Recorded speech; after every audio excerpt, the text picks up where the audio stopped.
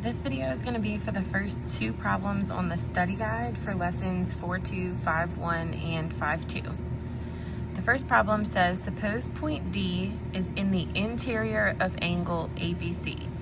Okay, before I go any further, I'm going to draw a diagram. I want to make sure that I have an angle that is marked angle ABC. Okay, B must be the vertex, C.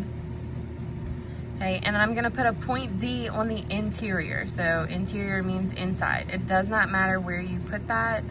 We are just using this diagram so that we can label things and know what pieces are the parts and what's the whole.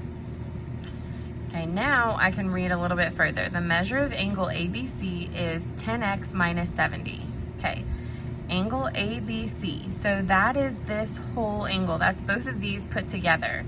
So I'm just going to make a little note here saying that that is the whole angle.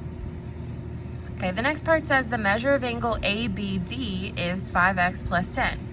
Okay, so ABD, that's this angle here. So everything inside of this, measuring from ray to ray, is 5x plus 10. And the measure of angle DBC is 2x minus 5. So DBC, that's this piece, is 2x minus 5. Okay, well now that I have everything labeled, I can see that these two pieces, the two parts of the angle, are 5x plus 10 and 2x minus 5. And the whole angle is 10x minus 70. Well, if I have two parts that form a whole, then my equation is going to be to add those two parts, 5x plus 10 plus 2x minus 5, and set that equal to the whole angle, which was 10x minus 70. Okay, I'm going to go through kind of fast and just solve for x, combine like terms, plus 5. I didn't change the right side. Okay, I need to get my x's together.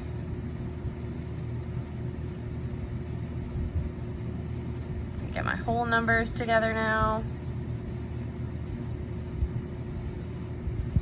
75 equals 3x. Now I divide both sides by 3 to get x by itself. So x is 25. That's it for that problem. Okay, number 2. It says, suppose ray BD bisects angle ABC. Okay, what does bisect mean? Bisect means to cut in half. Okay, it's kind of like saying a midpoint for a line segment. Okay, but for an angle, we say it bisects it. So it cuts it in half. So let me draw the picture of an angle. Again, it doesn't matter what your angle looks like. We're using this to see what is given to us. Okay, ray ABC is my angle, and then ray BD is bisecting it. It's cutting in half. So this angle is the same as this angle.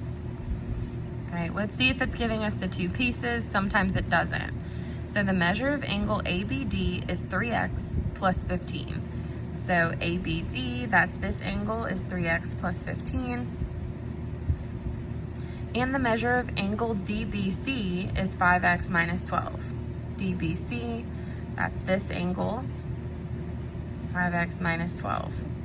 Okay, so that's perfect. If I already know that ray BD is bisecting this angle, this whole angle ABC, I know that these two pieces are equal. Okay, so instead of having two parts that I'm adding together to get the whole thing, I am going to set these equal to each other because they are congruent or equal. So my equation is going to be 3x plus 15 equals 5x minus 12. Okay, and you could switch these two. It doesn't matter. If you wrote 5x minus 12 equals 3x plus 15, you'll still get the correct answer. Okay, I'm going to get my x's together, so I need to subtract 3x from both sides. So 15 equals 2x minus 12. Add 12 to both sides now so I can get my whole numbers together. 27 equals 2x. And then divide both sides by 2.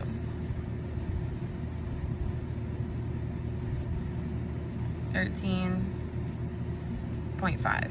Okay, so not a pretty number, but that's okay. It's asking me what is the measure of angle ABC.